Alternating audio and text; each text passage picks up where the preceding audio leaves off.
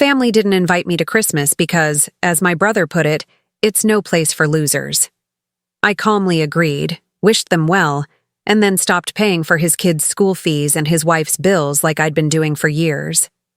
Now he's losing his mind, and the guilt trips have officially begun. This year, for a change, I was actually looking forward to Christmas. I wasn't rushing at the last moment to get everything sorted. By the first week of December, I'd already purchased gifts for everyone: my parents, my brother Jacob, his wife Kelly, and their children. I even bought extra, just in case unexpected guests arrived.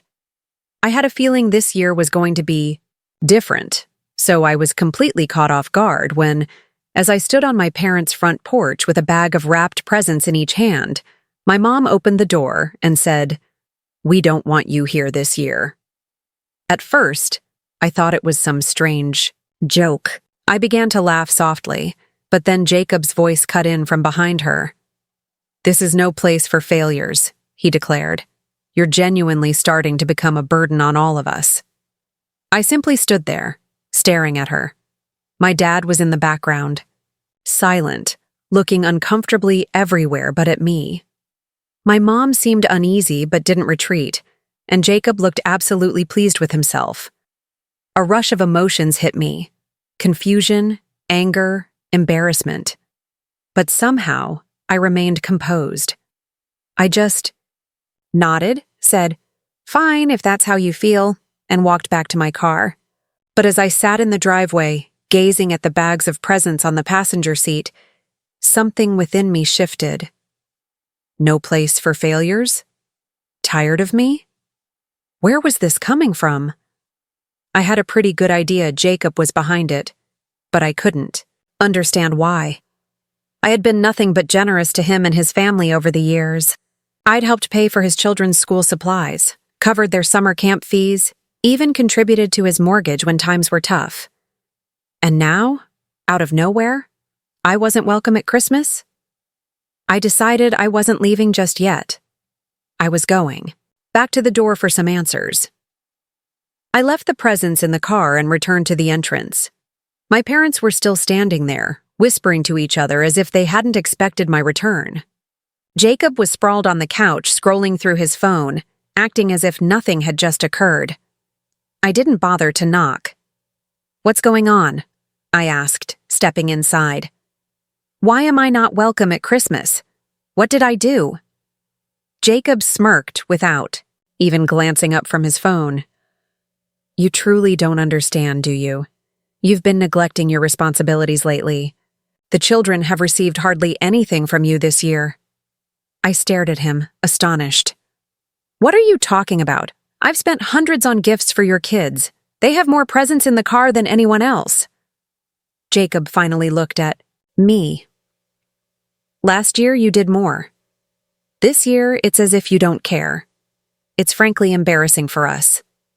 I turned to my parents, expecting them to interject, perhaps defend me or tell Jacob he was out of line. Instead, my mom offered an awkward smile and said, "But you just acquired a new car. You found funds for that." For a moment, I didn't even know how to reply. "The car is on credit," I said, keeping my voice steady. "And even if it wasn't, how does buying a car suddenly make me responsible for Jacob's children? They're not my obligation." "You're the one who earns the most," Jacob stated, leaning back on the couch as if this were perfectly rational. "We're a family. Families assist each other. You've always done that." I looked at Kelly, his wife, who was sitting quietly in the corner. She hadn't uttered a word, but her face was flushed, and she was staring down at her hands. She appeared as if she wished to disappear. "Is that your rationale?" I asked. "Because I've been generous in the past, I'm now perpetually obligated to be so? And if I'm not, I'm a failure?" Jacob shrugged. "If the description fits." That was enough for me. I took a step back and shook my head. "You know what? You're right. I don't belong here." I looked at my parents. "Enjoy your Christmas, then." I turned to Jacob. And good luck with those presents, because this failure is no longer financing your life. I walked out without waiting for a reply. I drove home in silence, clutching the steering wheel more tightly than necessary. I couldn't comprehend it. Was I truly the villain here? I'd gone above and beyond for my family for years, always stepping up when things became difficult for Jacob, ensuring his children never felt the pinch of his financial struggles. And now, not only was I unwelcome at Christmas, I was a failure for not doing enough.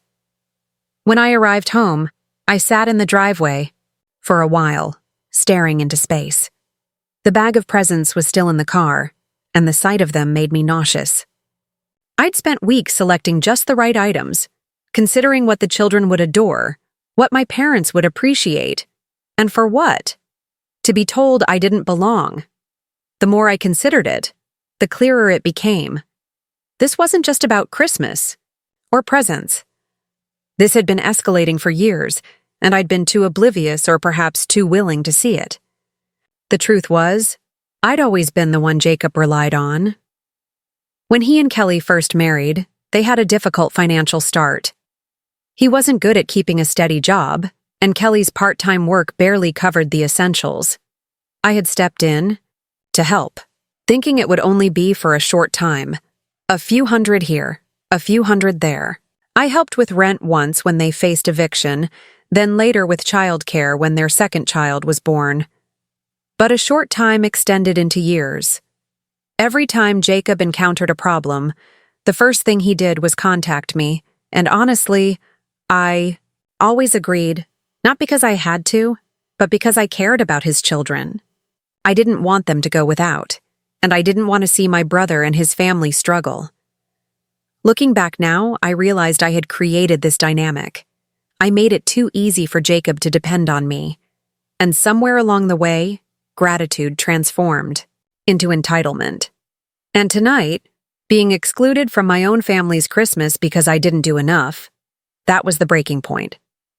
The next morning, I woke with a clear mind and made a decision. I was finished. No more bailing Jacob out, no more endless gifts to compensate for his lack of effort. If he wanted his children to have the things I'd provided, he could figure it out for himself. It wasn't an easy choice. Cutting off my brother didn't just mean ending financial support. It meant jeopardizing my relationship with him, with his children, and perhaps even with my parents. But I couldn't continue to be treated like an ATM instead of a brother and a son. I didn't reach out to anyone, and they didn't reach out to me. I thought perhaps they had understood the message, but I should have known Jacob wouldn't let it go so easily. The silence extended through New Year's Eve. No phone calls, no texts, absolutely nothing. For the first time in years, I spent the holidays completely by myself. It wasn't that I expected them to contact me, but it was a distinct feeling when midnight arrived and passed, and my phone remained silent.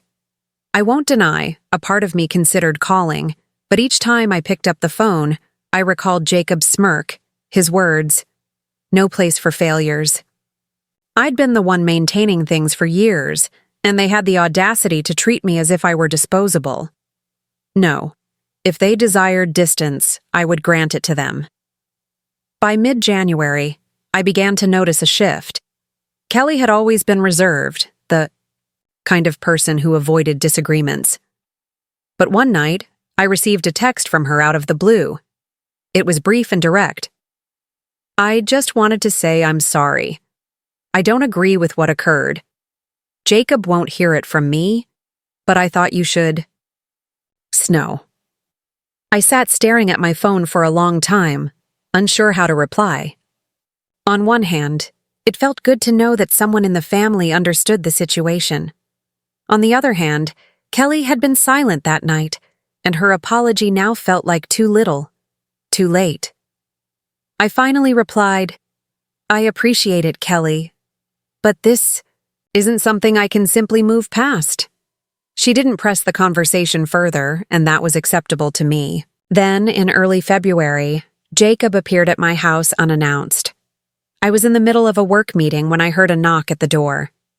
I wasn't expecting anyone, so I ignored it at first, but the knocking persisted. When I finally opened the door, there he was, Jacob, looking more disheveled and agitated than I'd ever seen him. "We need to talk," he said, stepping inside before I could stop him.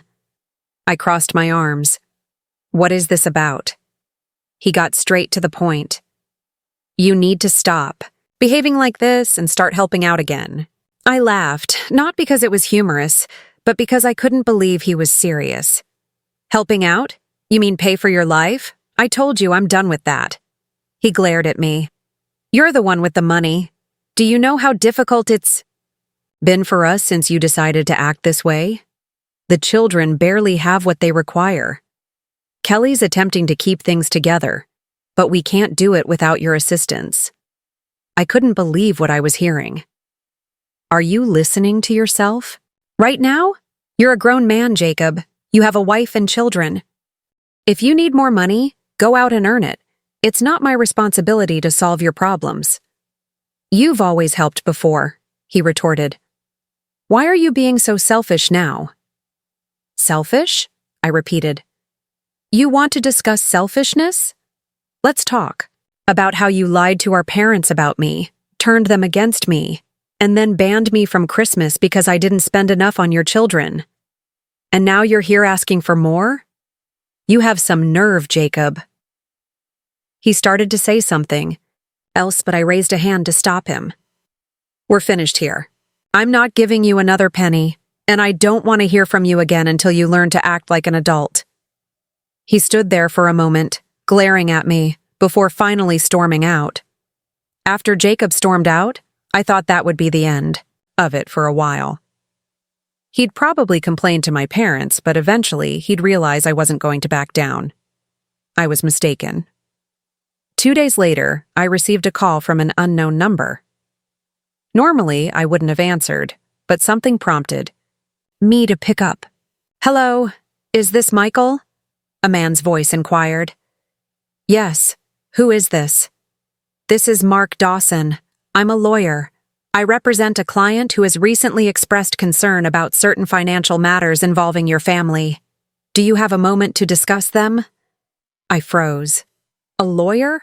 What financial matters?" "I can't go into detail over the phone," he said, his tone overly polite. "But it involves financial contributions you've made to your brother Jacob and his family, specifically your use of those contributions. Would you be willing to come to my office for a discussion?" I didn't know what to say. My mind was racing with possibilities, none of them favorable. Had Jacob taken out a loan in my name? Was he using my information for something illicit? Or was this a desperate attempt to guilt me into giving him money again? "Who is your client?" I finally asked. There was a brief pause. "I'm afraid I can't disclose that right now, but I assure you this is not a lawsuit against you.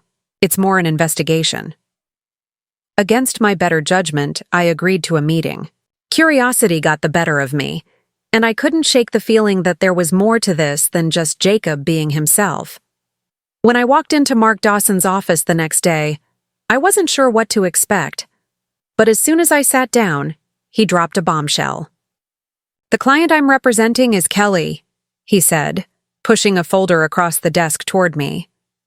I blinked, completely taken by surprise. "Kelly? Why would she need a lawyer?" Mark folded his hands and watched me closely. "She believes Jacob has been using the money you've given him over the years inappropriately. She has reason to believe he's been concealing money from her and from you." My stomach clenched. "Hiding money? What do you mean?" He opened the folder, revealing copies of bank statements, receipts, and what looked like screenshots of text messages. "She suspects that Jacob has been taking your financial contributions and funneling them into a separate account. Based on what she found, he may have been using the money for gambling and other personal expenses instead of supporting his family." I stared at the documents in disbelief. "You're saying all those times I helped him with bills, with his kids' school stuff, that money never went to them?" Mark nodded solemnly. "It appears that way, Kelly discovered this recently and came to me because she didn't know what to do. She didn't want to involve you at first, but given the circumstances, she thought you should know. I couldn't believe what I was hearing. Jacob had been manipulating me all along, taking money I thought was going to help his family and squandering it on who knows what. I didn't know whether to feel angry, betrayed, or just plain foolish for not seeing it sooner. "Does Kelly have proof?" I asked, my voice tense. Mark nodded and pushed the folder closer to me. "Take a look for yourself." I leafed through the documents. There were transfers from my account to Jacob's, matching the times I'd helped him with. Emergencies. Then there were withdrawals from his account, large sums going to a separate account in his name. I saw transactions from that account, online gambling sites, expensive restaurants, and even a few hotel stays. "Unbelievable," I muttered, shaking my head. "And Kelly knew about this?" "She only recently discovered the second account," Mark explained. "She had suspicions for a while, but she didn't have access to his banking information until she stumbled across some bank statements he'd left out. That's when she contacted me." I sat back, trying to absorb it all. "Does she want me to do anything? Press charges or something?" Mark shook his head. "Not at this point. She's more focused on protecting herself and the children. But she thought you should know in case Jacob tries to manipulate you further." I let out a bitter laugh. "Well, he already tried. He showed up at my house a few days ago, demanding that I start helping again." Mark gave me a knowing look. "That aligns with what Kelly told me. It seems Jacob is feeling the pressure now that your financial support has stopped. He may be in even deeper trouble than Kelly knows." I stared at the folder, my mind racing. Part of me wanted to storm over to Jacob's house and confront him, but another part knew that would only give him the satisfaction of knowing he'd gotten under my skin. Instead, I asked, "What's Kelly planning?" Mark hesitated before answering. "She's considering her options. She wants to make sure she and the children are safe, financially and otherwise. If Jacob's behavior escalates, she may file for separation or take other legal action." Hearing this hit me harder than I expected. Kelly had always seemed like the quiet, devoted type, the kind of person who'd stand by Jacob no matter what. If even she was willing to walk away, it indicated how bad things had become. I thanked Mark for his time and left the office with a mixture of emotions: anger at Jacob, sadness for Kelly and the kids, and guilt for not realizing sooner how deeply this had gone. But most of all, I felt a strange sense of relief. For the first time in years, I wasn't carrying Jacob's burden, and now that I knew the truth, there was no way I was going to let him manipulate me again. After I left the lawyer's office, I couldn't stop thinking about everything I'd just learned. The gambling, the hidden money, Kelly quietly planning her next move. It was like a dramatic story, except it was my family, and I was right in the middle of it. Over the next few days, I kept my distance. I didn't call my parents, and I certainly didn't reach out to Jacob. But it seemed the silence didn't sit well with him, because one night, just as I was about to sit down for dinner, my phone lit up with his name. I considered letting it go to voicemail, but something told me to pick it up. "What do you want, Jacob?" He didn't waste any time. "We need to talk." His voice strained, almost desperate. "You said something to Kelly, didn't you?" I raised an eyebrow. "What are you talking about?" "Don't play dumb," he snapped. "She's been acting strange since Christmas, and now she's mentioning lawyers and separation. I know you've been putting ideas in her head." I couldn't help but laugh. "You think I'm the problem? You're the one who lied to her, hid money, and gambled it away. If she's tired of your nonsense, that's on you, not me." There was a moment of silence before Jacob finally said, "You don't know what you're talking about." "Oh, I think I do," I said, my anger bubbling to the surface. "Kelly told me everything. The secret account, the gambling, The money you've been wasting while I've been working tirelessly trying to help you. You're a disgrace, Jacob." He started to shout, but I didn't let him finish. "Here's the thing," I said, cutting him off. "You have used me for the last time. I'm done helping you. I'm done covering for you. If Kelly leaves you, that's on you. And if you try to drag me into this mess again, I'll make sure everyone knows exactly what you've been doing." I hung up before he could reply. My hands were shaking, but it felt good to finally articulate what I'd been holding in for years. The repercussions didn't last long. The next day, Kelly called me. "Did Jacob call you?" she asked, her voice cautious. "Yes," I said. "He wasn't pleased." "Did something happen?" She hesitated before saying, "I confronted him about the gambling and the hidden account. He admitted some of it, but he's still trying to make it seem like it's no big deal." "Are you okay?" I asked. "I'm fine," she said, though she didn't sound it. "But I'm tired of making excuses for him. The children deserve better." Hearing her say that affected me more deeply than I expected. I knew things were bad between them, but this felt like the beginning of the end. "Whatever you decide to do, you have my support," I said. "Thank you," she replied quietly. "And I'm sorry for everything. You didn't deserve the way we treated you at Christmas. I should have spoken up sooner." We talked for a while, and when we hung up, I felt a strange sense of resolution. Jacob had burned every bridge with me, but Kelly and the children, they weren't my adversaries. And if she was brave enough to stand up to him, I wouldn't hold a grudge. Still, I couldn't shake the feeling that Jacob wasn't done causing trouble. A few weeks later, I received a text message from Kelly. It was short, just 3 words. "We're leaving today." I called her immediately, and she explained that she and the children were relocating to another state while Jacob was out of town, on a business trip, which I assumed was just another excuse for gambling. She packed their belongings, hired a moving van, and departed. She didn't want him to know their destination, at least not until she had everything legally sorted out. "I just couldn't stay any longer," she said quietly. "I can't keep pretending. This is normal." "What about the rent and everything?" I asked, genuinely curious as to how she was managing it.